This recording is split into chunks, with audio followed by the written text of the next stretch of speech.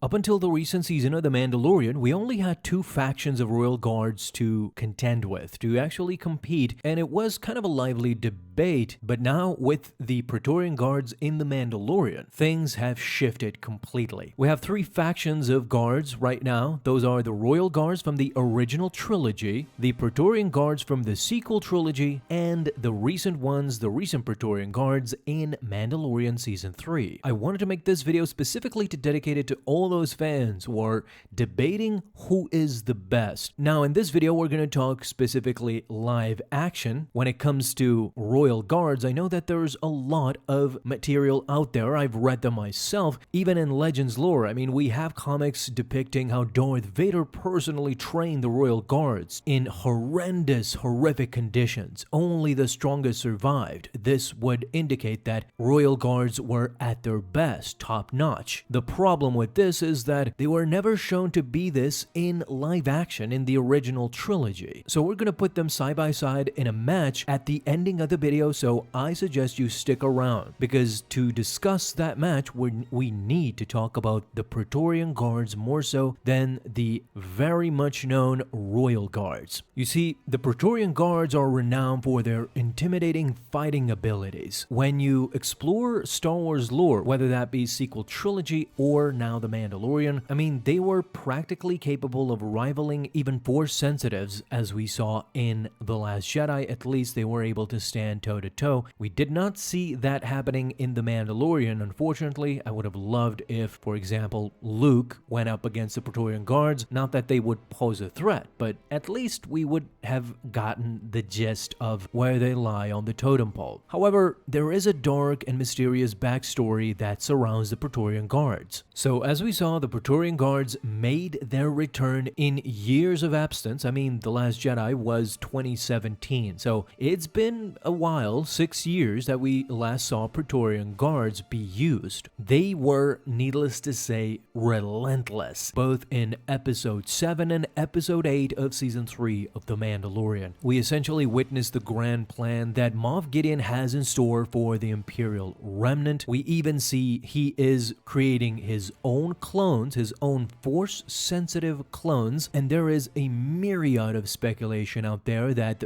who are the Praetorian guards really? They could even be the clones of Moff Gideon, who are Force-sensitive. These who we see on the screen are the successful ones. I don't know. I'm not going to speculate on that, but their identity, needless to say, is a mystery. Throughout both episodes, we see that three elite Praetorian guards come out and fight whoever is challenging Moff Gideon. At first, we see them systematically destroy Paz Vizsla, then fight both Grogu and Din Djarin at the same time. So as we know by now, the Praetorian guards are meant to be a branch off of the Emperor's real royal guard, as we see in the original trilogy. That's what they're based on. We know that the royal guards were some of the best warriors in the galaxy. I mean, you have to be in order to protect the Emperor, who did not need protecting, of course, but just for appearances. That is true both in Legends and now in canon. Darth Vader's 2020 series showcases this perfectly. When Darth Vader, left without his lightsaber, needs to contend with two royal guards who stand their ground against the mighty Darth Vader. In the end, of course, Vader prevails, but nonetheless, standing toe-to-toe with one of the greatest Sith Lords out there, it's a feat. But outside of the royal guards, it's interesting because the Praetorian guards were never mentioned or seen before the rise of the First Order. Only now do we understand, by watching The Mandalorian Season 3, that actually they were first conceived with Moff Gideon and their Shadow Council. With what we saw from the Shadow Council, Moff Gideon and Pelion, basically Thrawn's cronies in the end, I think that's what they're gonna end up being, we are seeing the rise of the First Order. We are seeing the creation of it, and it leads to the sequel trilogy conflict. It essentially, what I see it as,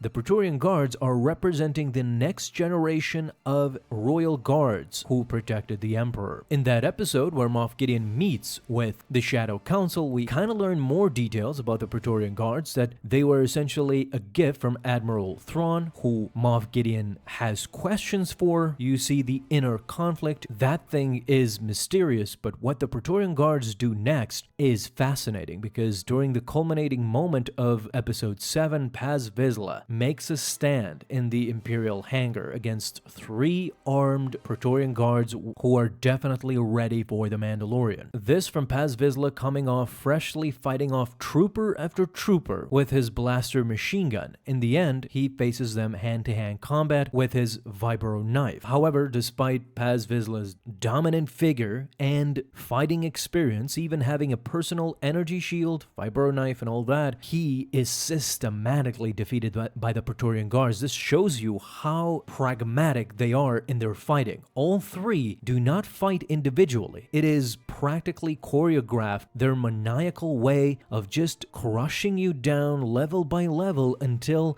they put Paz Vizsla on his knees and kill him. Even their weaponry seemed advanced, their combat skills, and they finally bring an end to Paz Vizsla. Essentially, this was the first real cameo of the Praetorian Guards, at least their prowess, because in the timeline, the second time the Praetorian Guards appear are, of course, in the throne room of Supreme Leader Snoke in The Last Jedi. So there's been a lot of questions pertaining these 3 Praetorian Guards in the Mandalorian series and those 8 in Snoke's throne room. From what we know, the academy that once upon a time trained the Emperor's royal guard no longer is in function. In Legends, remember, Darth Vader used to visit from time to time and crush anyone who was weak enough. It is, however, important to note that the Praetorian Guards underwent very similar training than the Royal Guards. However, the main difference from the Royal Guard, who were wielding vibroblades, force pikes, even at times blaster rifles, pistols, the Praetorian Guards only handled unique melee weapons. Weapons who were technologically upgraded versions of other primitive weapons from various worlds. They were essentially a combined version and an upgraded version at the same time. It's even been suggested, as I said,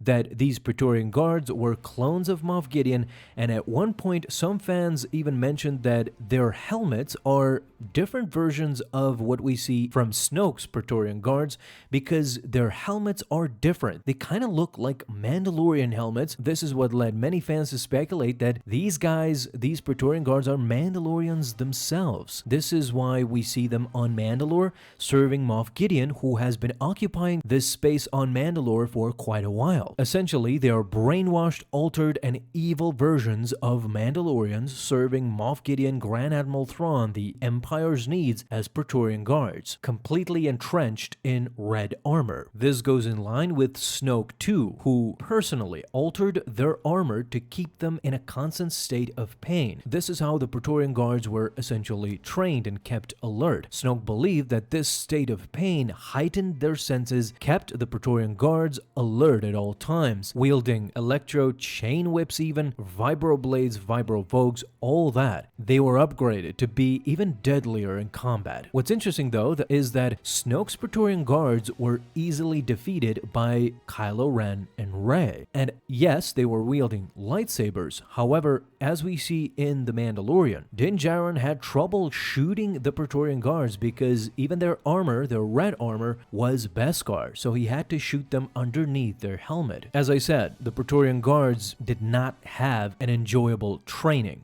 Their existence essentially was that of Darth Vader. Palpatine maniacally tortured Vader on purpose to keep him angry and consumed by the dark side, and essentially this is what these guys did with the Praetorian Guards as well. In The Last Jedi visual guide, it is revealed that the Praetorian Guards are a group of 8 warriors that we see on Snoke's throne room, and unlike the large number of royal guards, there are only 8 Praetorian Guards who operate in pairs, or in this case, a group of 3. This is why they were trained to fight against Force wielders, because both Moff Gideon and Snoke knew that one day their ultimate enemy would be a Force Force user. In the case of Moff Gideon, he ended up being killed by Mandalorians. However, you must remember that Moff Gideon was still paranoid that Luke Skywalker would show up eventually like he did in Season 2. If he did, then the Praetorian Guards would be waiting for him. Snoke had the same idea, essentially, that one day Luke or somebody from the light would appear to fight him. Now, who is the best? Who is the most dominant? Is it the Royal Guards? Is it sequel Praetorian Guards? Or is it the Mandalorian Praetorian Guards? I have to say that this is the grand divide, because in the comics version, Royal Guards are pretty badass. It's not that easy to defeat them. They were elite warriors.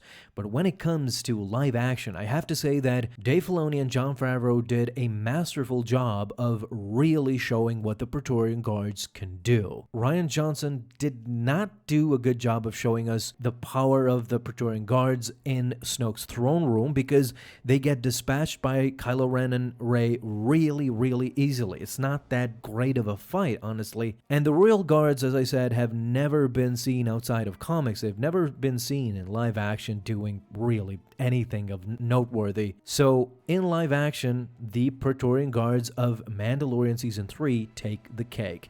They are the best of the best, and this is an open forum, of course. I would love to know, what do you guys think, keeping in mind what we've seen from these guys? Who is the best faction? Is it the Royal Guards from the original trilogy? Is it the Praetorian Guards from the sequel trilogy? Or is it the Praetorian Guards from the Mandalorian series? Thank you guys so much for watching. If you enjoyed, leave a thumbs up down below, subscribe for dailies. Now you have an awesome day, Star Wars fans. I'll see you in the next video, and may the Force be with you. Until then.